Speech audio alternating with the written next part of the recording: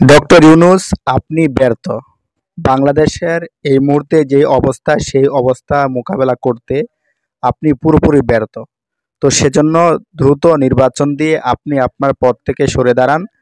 একটা নির্বাচিত সরকারের দরকার এই বাংলাদেশে।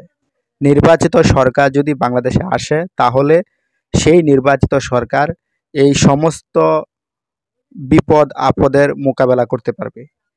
দেশের বাহির থেকে বিভিন্ন দিক দিয়ে যে চাপ আসছে, সেই চাপ সামলানোর মতো একজন নির্বাচিত সরকারের প্রয়োজন।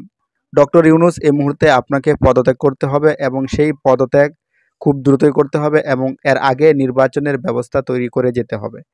খুব দ্রুতই নির্বাচন দিয়ে আপনাকে আপনার পদ থেকে সরে দাঁড়াতে হবে। তাহলেই আপনার জন্য খুব মঙ্গল হবে।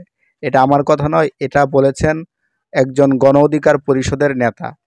তো তার কথা মতে এই মুহূর্তে অন্তর্বর্তীকালীন সরকার সে ব্যর্থ। তাকে দ্রুত নির্বাচন দিতে হবে। নির্বাচন দিয়ে তাকে তার পদ থেকে সরে দাঁড়াতে হবে।